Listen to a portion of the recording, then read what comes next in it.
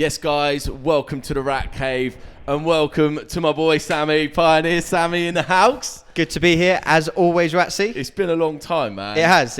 Yeah, you haven't bought me something new for a while. Well, I have today. He has. He's bought me something new. Tell me about this beaut of a unit, Sami. What is it like? It looks lovely, and I can't wait to get into it. But tell me, what is it? It looks lovely, and it is lovely. So what we've got here is our new 2-channel controller called the DDJ-800. 800. That's correct. 800. Almost like your little brother to the 1000. Yeah. So I mean, me and probably like everybody else, been expecting a kind of in between the 400 and the 1000 to come out. Me and Rob were like, Rob, who works here, guys, you might have spoken to him before on the phone. He's the happy elf, not. Yeah, we were saying about it, and I was predicting that it was going to be called the 750, but it's come out. It's the DDJ-800. That's correct. Basically, what you've got here is like your younger brother to the 1000. It still inherits many of the features that we have on the 1000, with a couple of extra changes, and we've added a new feature that is embedded within the Rekordbox software. But we'll go into that a little bit later on. Which, well, I suppose we'll come on to this later, but which Rekordbox, this will be a new update of Rekordbox for this controller? Yeah, when this controller comes out, there will be an update on Rekordbox that will allow you to enter in the feature that is on the mic settings. Cool. All right, cool. So, mate, let's get into it, man. Like I always say, pitch it to me.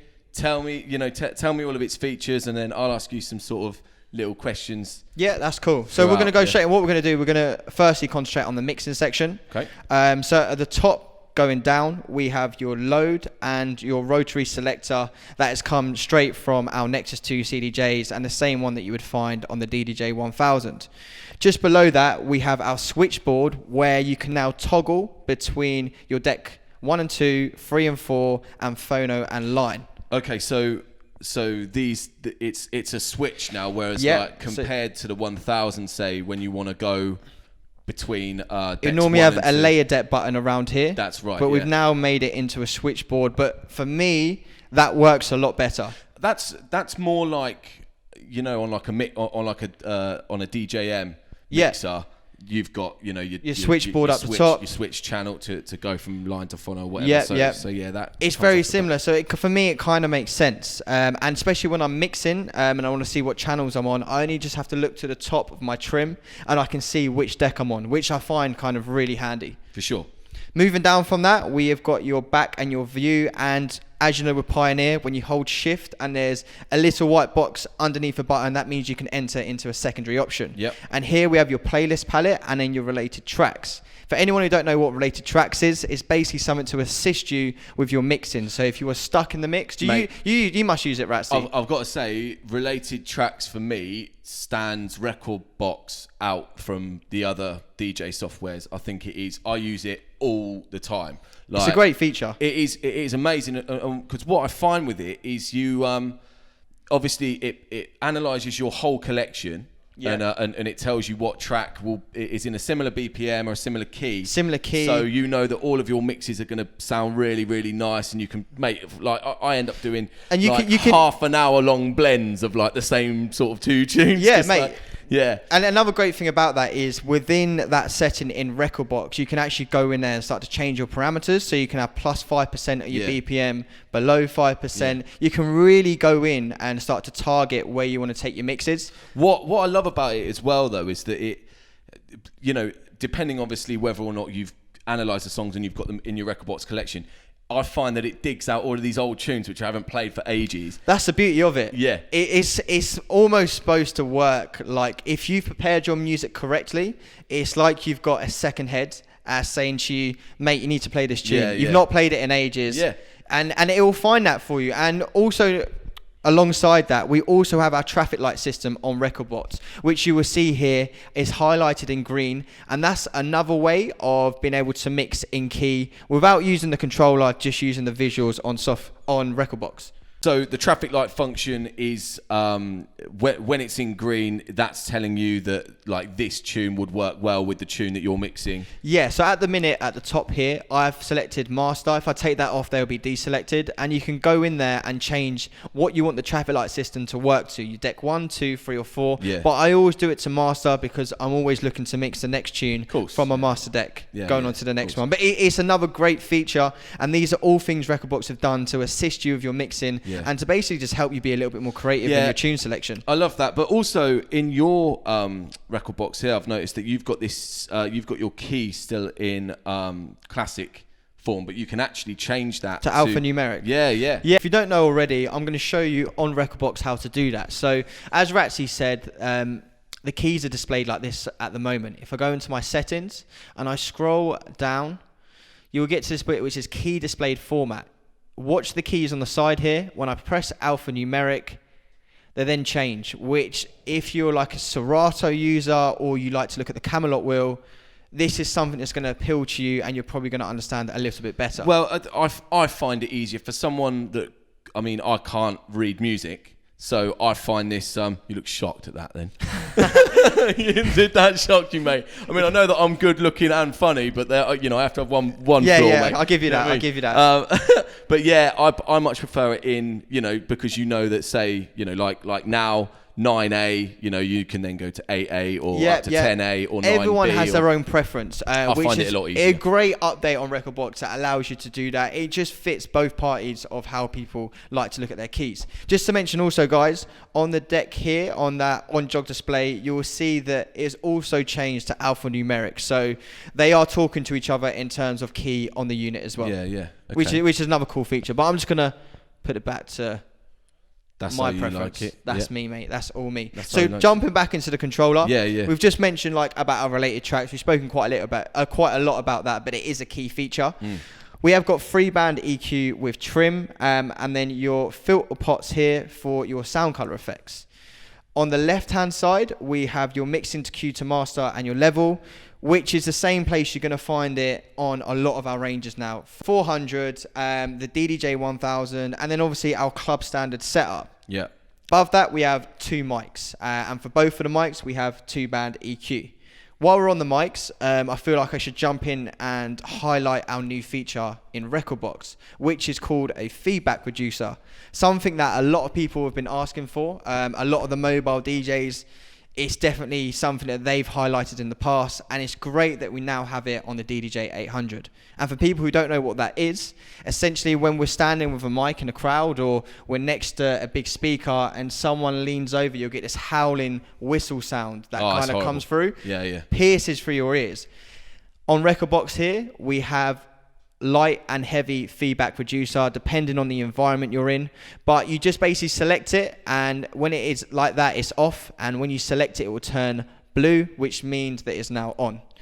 Alongside that, we have also 3 effects, which is echo, reverb, and pitch, with your wet and your dry effect to the right-hand side that you can apply to both mics. Okay, so to apply that to the mics, is it just you have to go onto your same thing? Can you activate that from from the 800? No, so you can't activate it from the 800. It's something you do like preset before, so you would press it and it will highlight blue, which says that it's on. Yeah. Okay. And just to show you guys how you get to this section, at the top of Rekordbox, there's a mixing section. If I deselect that, it will look like that. If you select your mixing section, this is how you get your 3-band EQ and your mic settings there. Do you know what as well, just while we're on that, is we have a lot of people saying, oh, my crossfader's not working. So here, this is where you activate which channels your crossfader's working on. That's correct. So you have to have your mixer section open within Rekordbox, and then you can say, okay, I want my crossfader to work within, 2. Well, this is 1 on that side, and then 2 on that side, and then that's when your crossfader will work, guys. Because actually, we have a lot of people calling up, sort of most like this 800 doesn't have a crossfader assigned. You have a switchboard normally, and then on the 900 Nexus 2, it has it underneath each channel. You can switch where you want the crossfaders to go. Yeah, that's right. So just to highlight again, guys, it's just at the top of your Rekordbox. You just need to select mixer and mic, and this will bring it up just at the bottom there for you. Yeah, good tip. Back to the 800, mate. Back to it. So like I say, that's a feedback reducer, a new feature on our product. Great feature, works very well. I would advise people to come in if they want to check it out. Ratzi will assist you with a mic and let you have a little go. Yeah, I can't promise that I'll be on the mic, No.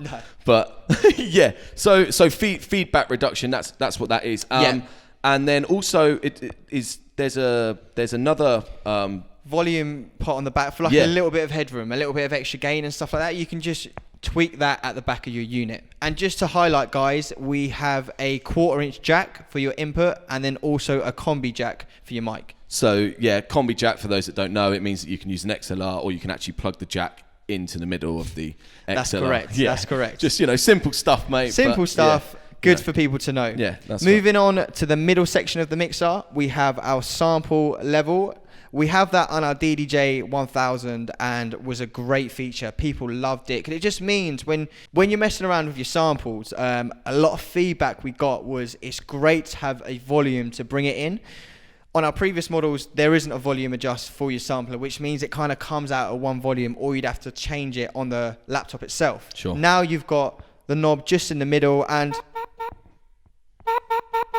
it just means you can pick the level you want it to come out at. You don't have to have it screaming through your mix. You can have it just lightly in the background. Yeah. And to add to that, on your switchboard here for your beat effects, you can actually move it over to the sampler, and you can add something like reverb. If we turn that on, makes a massive difference. That's new. It's not new. Is it not? That's on the 1000 as well. The DDJ-1000 shows how much I use samples on my 1000. And the great thing is, guys, I see Ratzi online using the DDJ-1000 every week at gigs. I do. I use it, pretty much every week, and he's just found out. Well, so at least you're learning as well at the same time, which I learned is always something good. today, mate. But then, I mean, personally, I don't really use samples very much. It's now the excuses are coming out, guys. now he's trying to like crawl it back in. It's something which is on my to-do list to get more creative, and I will do now that I know that I can add my reverb into it. But mate, like just that, like without the reverb, it just sounds so... It's a bit dead. It's dead. And then you put your reverb mix, on, and it changes. Classic. Can't go wrong. But guys, it's a feature that I would highlight to you guys because it's just great. It's just great to use on the fly to add a bit more texture to your samples. Yeah, for sure. So that is basically the mixer section covered. Ratzi, have you got any questions about this mixing section? I don't have any questions as per se, but the faders, they're not mag faders, are they? The DDJ-1000's got mag valve faders. The DDJ-1000 has a mag valve fader. No, this is just one of our kind of normal faders that we have on our controllers. Yeah. And yeah, 3-band EQ. I like that switch thing actually. Yeah. I think that's more... it works better for me. With you guys, like you mentioned before, when all of the new controllers that are coming out, it started off, I think, on the 1000 or the 400. I actually can't remember which one came first now. The 1000. The 1000, and it was the whole mixer section was laid out, and in the deck sections, it's laid out like your 900 Nexus. Inherits the club standard layout. That's it, so that when people are using their controllers, when they then get the gig in the club, they don't feel, my effects aren't here on my controller. You almost feel at home. That's how we wanted to do it. We like through our ranges, as you can see, from the 400 to the 1000, now the 800, it follows a very strict pattern on how we lay out our decks. Yeah. Even the separation from the mixer to the deck, it just makes you feel like you've got a mini setup of CDJs. Yeah, because the mixers are gloss. Yeah, and the decks are a matte. That's the one. Well done, good sir.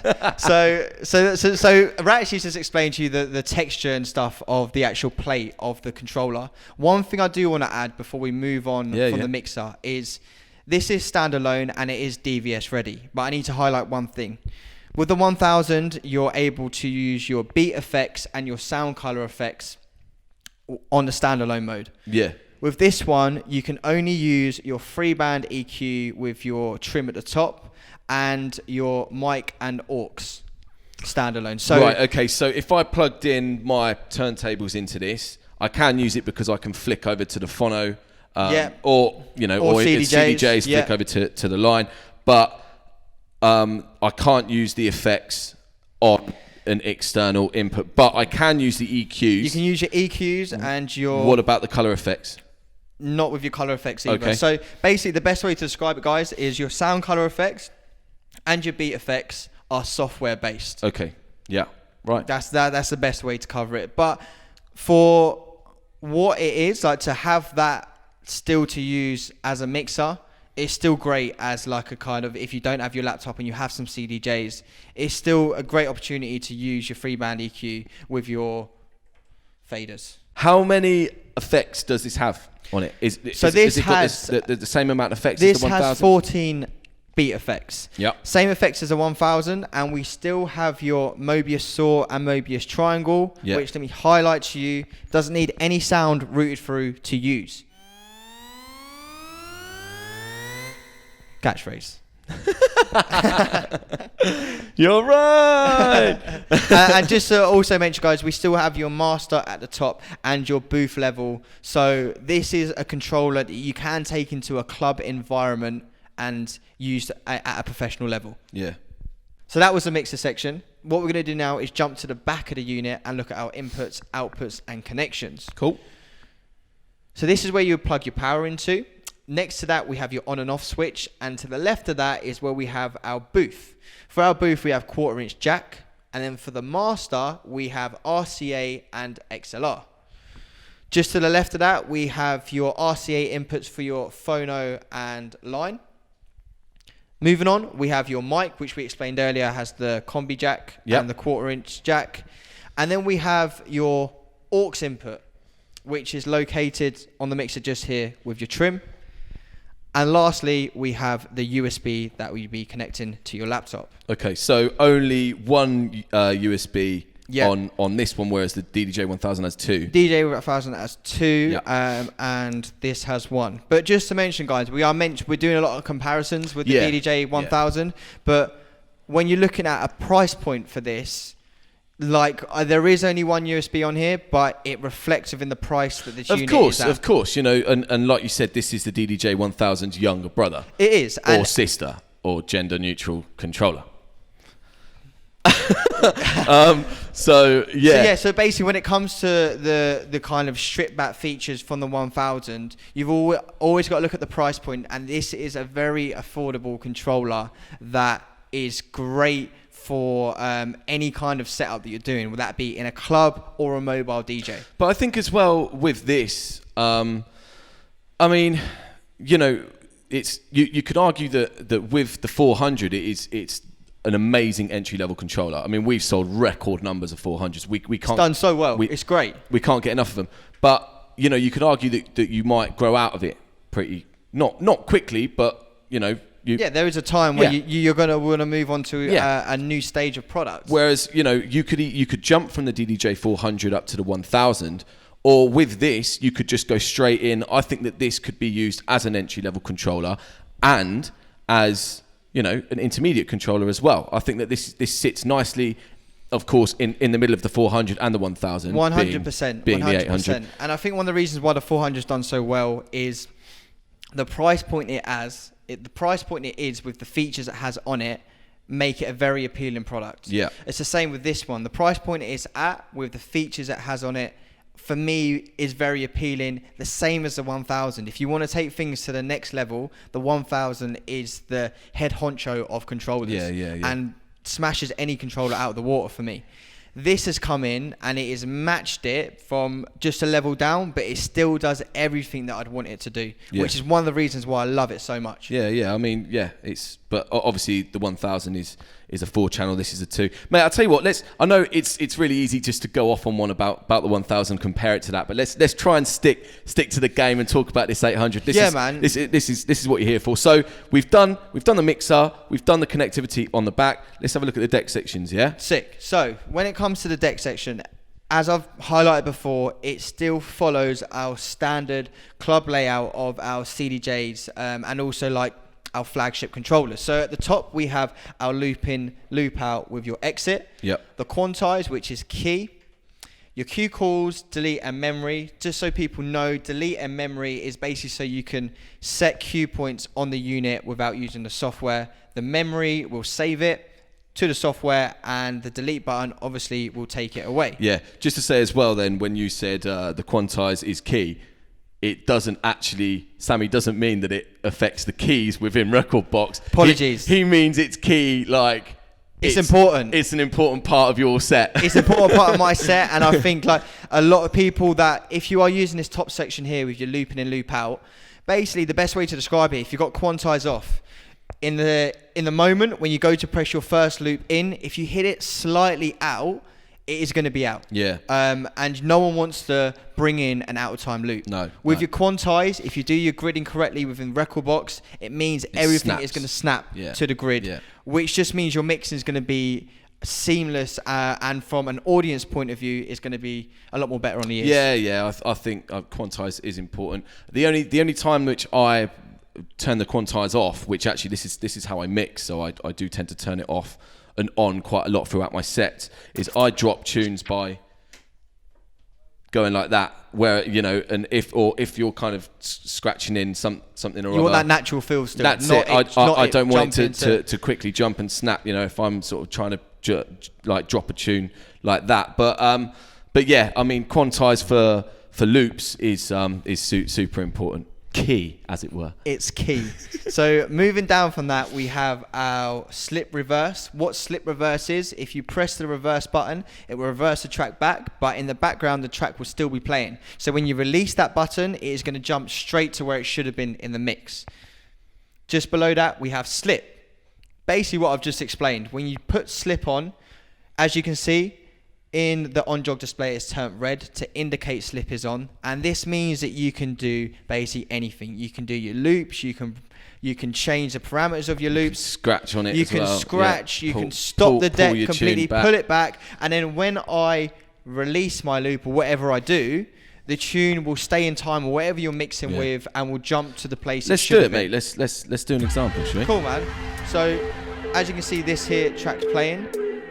If I literally stop the track now, you're going to see on Where's Your Head At by S9, there's a line that is still going through. It's very faint, but watch, when it gets to near the B, when I let go, it's going to jump straight to that part. Yeah. Or so when you do your timings, it works. Ratzi's doing a scratch. Or do looping.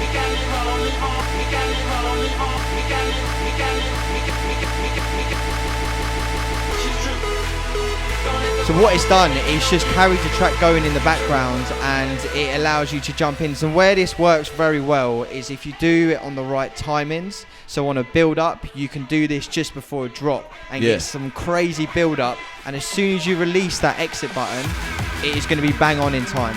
Yeah. Slip is a great feature to kind of get into, guys, especially if you like to do a little bit more freestyling stuff and still be in time. Bang. There we go. We all saw him waiting for it. He was preparing while I was talking, and he pulled it off. What a big tune as well, mate. I've heard good things about these S9 boys. Thank you. If anyone don't know that is us on the outside, our drum and bass duo. Shameless plug. But mate, the slip mode is a great feature. Yeah. So let's move on now to the jog wheels, which are going to be a massive talking point on this controller. Yep. So firstly, you're going to mention is the size. Everyone's going to mention the size, and they are not full-size platters. No, they're not. For anyone at home that's looking at this and trying to gauge the size, it's that big. Sammy's got really small hands, though. So no. So basically, if you know our SX3, SX2, it's the same size kind of platters of that. But the new thing about this controller, this is our first 2-channel controller with on-jog display. Yeah. And this is something that we have on our 1000, and the feedback we got is just ridiculous. People are loving it. It basically means it's a controller with all the information that you would have on your screen. The main information is in the jog wheel. Yeah. And just so you guys know, within the settings in Rekordbox, you can go in there and clean this platter up, so you don't have to have. So you can customize it in that you can, to a certain extent. We have a couple of tick boxes that you can take stuff out and add stuff. But a quick change that you can do, which is new, if you double tap the shift, we've now switched to have full artwork display. Boom, look at that. I like that. So if you like to mix and you like to see the tune you're mixing with in terms of the artwork, it's just very easy to switch between your screen that displays your waveform, BPM, key, your time elapsed and time remaining. You can have that screen, or you can switch over and have the artwork. Yeah. Which is a really cool feature. I like it. Yeah. The next thing I want to mention when talking about the Jog Wheels is this little button on the right hand side that is key for me. And the reason why this is key is because you can practice at home with the Jog Wheels on the type of tension that you like to have it on. Yeah. You can walk into a club and set it to the same tension. That's it, mate. A lot of controllers don't have the jog adjust, and for someone that scratches a lot and stuff like that, that's important. But it's like, obviously feel like having it how you want it to feel. Like, you know, you get some controllers which don't have a jog adjust and they might be a bit too stiff for your liking, and there's nothing you can do about it. There's nothing you can do with this. We're giving you the option to actually go in there and have a play, and you can kind of do what suits you best. Let's have a little look actually. So if we get this going, you can actually see. So like, if I put it on heavy, I'm going to do like a little wheel back and it'll be quite tight. But then if I change it to light,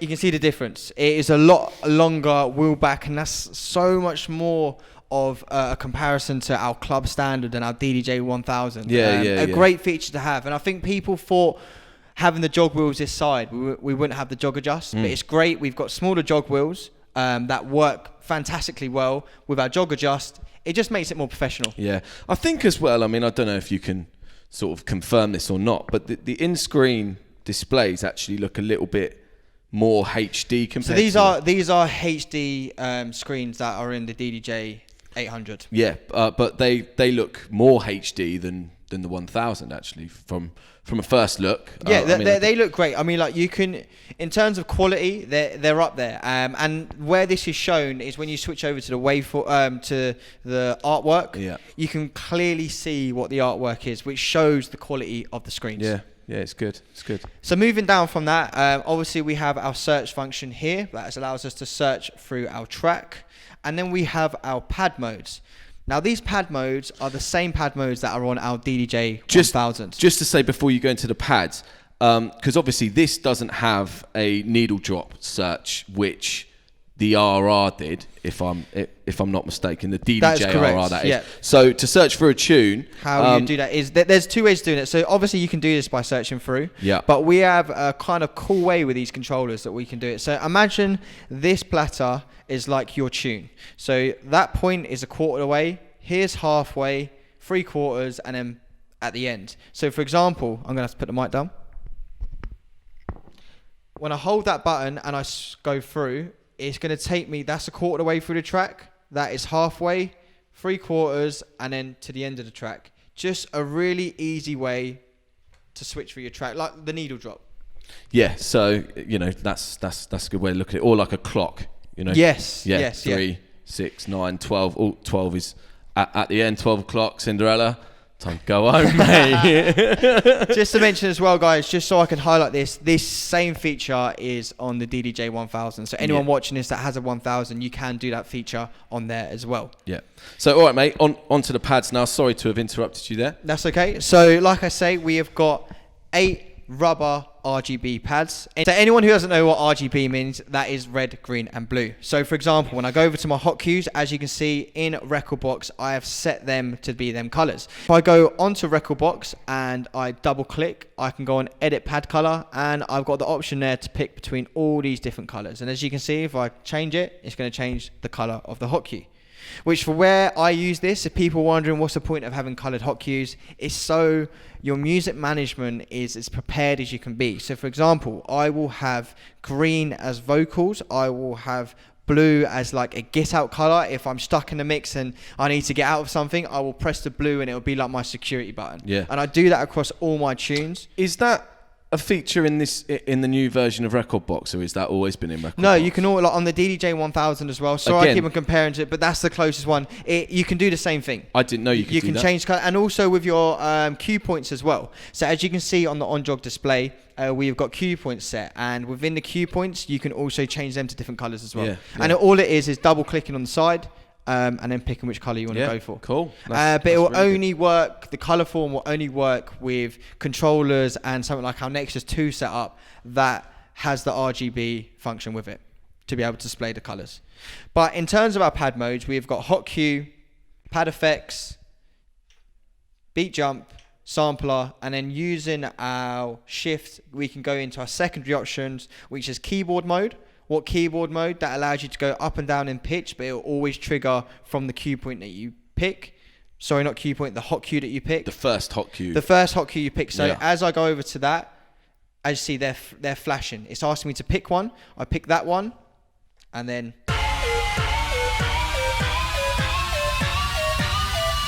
And then we have a quick key reset, which is shift and key sync, and it's reset you back to your original key.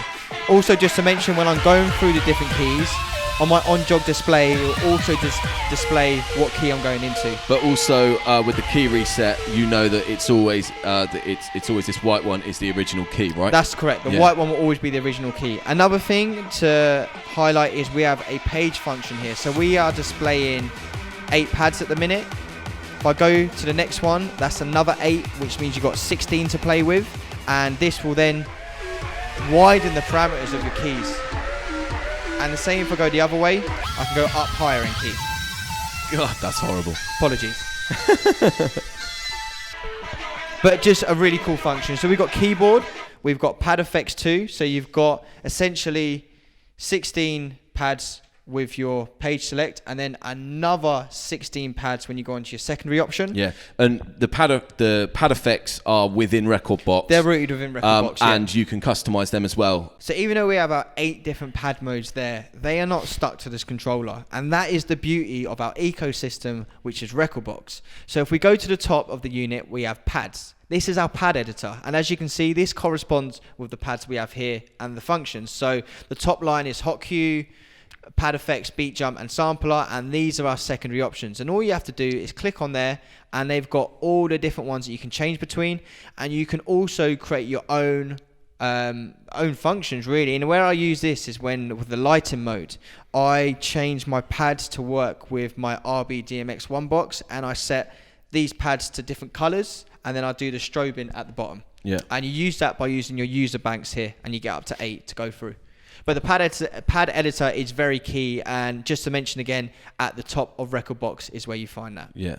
That's pad effects too. So the right hand side of that, at the top we have beat jump, and now we have beat loop at the bottom, and the last one is key shift. Just to explain people what key shift is, keyboard triggers from a hot cue. Key shift means you can change it wherever you want within the track. So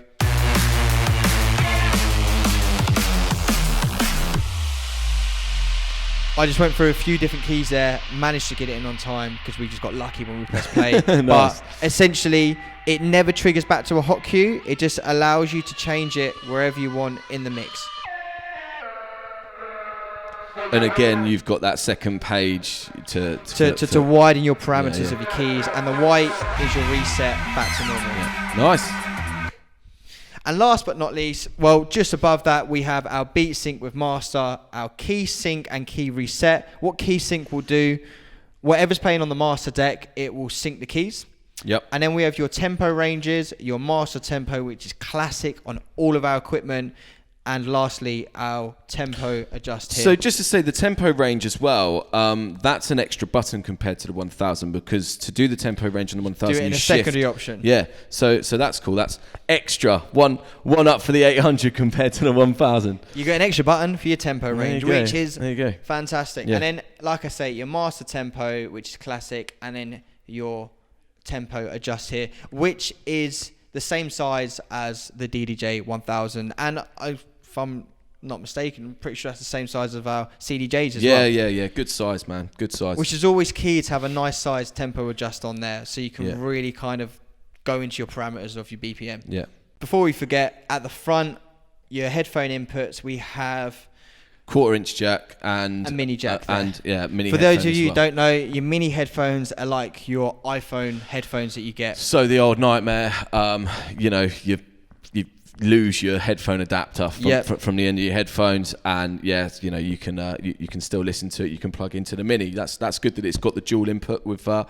It's fantastic, mate. I mean, you think we're finished, mate? There's still one more. Here we go. So you all think we're done. So okay. that is the controller. That is the features on it. That's all the good stuff that it can do. But alongside all of this, as you know of our Pioneer products, when you buy any controller from us, you will get a license key in the box. Yep. And then which what you can lose very easily, and then blah de blah. And you can, but you just have to look after it, and you won't lose it. But essentially, what you need to do is in the Rekordbox settings, you need to put in your license key to activate Rekordbox DJ, which is our performance mode. With the 800, there is no license key. Let me just repeat that again. With the 800, there is no license key. For someone like Ratzi, who works in a shop, is an absolute blessing. It is. But for you guys as well at home, this is a great feature because it just means you don't need to worry about entering in any codes. So what happens is you plug your 800 into your laptop. At this point, you would have already downloaded Rekordbox and you would have been using the export mode, which is free to prepare your music.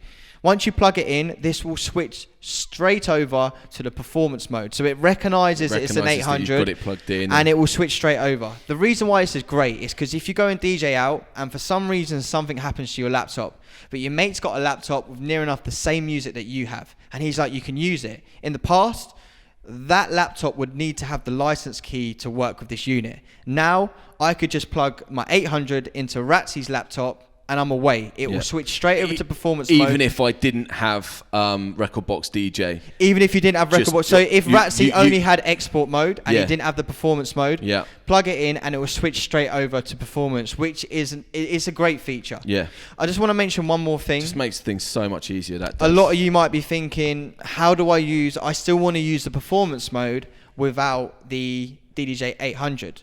You can still do that because in the box we are going to give you a license key. You're going to be able to use the performance mode without the DDJ-800. So you can have the Rekordbox license key to put in there and just use in your own time, which is great, which is if you're on the train and you want to try and get some mixes together, you can switch over to performance mode because you've entered in a license key. But the main thing is when you connect the DDJ-800 for the first time, you don't need a license key. It's like a get out of jail free as well, isn't it? Like you say, if you, for any reason, you forget your laptop charger or whatever, or your laptop, God forbid, breaks down, but you've got your controller and somebody else. All they need is the Rekordbox software, not even Rekordbox DJ, just Rekordbox itself. And when you plug this in, it turns it into Rekordbox DJ. Exactly. And just to highlight to you guys, I can't tell you how important that is for us here at DJKit. the export mode on Rekordbox, which is our music preparation, is a free piece of software that you can download from our Rekordbox website. Yeah, for sure. Well, mate, the DDJ-800, I mean, I know throughout this chat, we've been comparing it to the 1000 quite a lot, but down the line, realistically, I mean, this is like the up-to-date version of the DDJ-RR. It is. It is like an update version of the RR, the newer version, more in this age. It's a great controller, man. Like I've had a little play with it on the road, and I've DJ'd out with it at home a couple times, and I can't find a fault with it. I kind of really like this toggling at the top here, as you mentioned before. Yeah. That's quite a big thing for me because I always like to have 4 channels, but I can't have that on this controller. But having that at the top there, it just makes it easier for me to switch over between like my 4-deck mixes. Yeah. And navigating through everything from the top down to the bottom. Yeah. The workflow is just, I love it. It's great in a lot of controllers which are coming out these days. It's the case of, DJs don't necessarily want to have their head stuck in their laptop while they're DJing. You want to be looking up, interacting with the crowd. And, this is why the majority of controllers these days, you can control everything from up here without having to sort of type and go over to your mouse and all that stuff. So it's great, man. Guys, that's the DDJ-800. Thank you so much, Sami, my man, for coming in. Always a pleasure. Yeah, showing it off to me. It's an amazing piece of kit, and for the price point that it's at, you can't really go wrong with it. It's a no-brainer. It's a no-brainer. And guys at home, if you want to come in, you actually want to see this unit in person, don't be a stranger. Get yourself down to DJKit. I'm telling you now, they're friendly guys down here, and they'll let you have a play on it. And Ratzi, because I've taught him, knows everything about this unit now. So any questions, just give him a shout, and he'll definitely answer them for you. Yeah, for sure. So the DDJ-800, guys, Pioneer DDJ-800, it is out now, and we do have one in the showroom for you guys to come and have a go on. So Sami, one more time, mate. Thanks again, man. Always a pleasure to see you, and thanks very much, guys. See you later. Peace out. Peace out.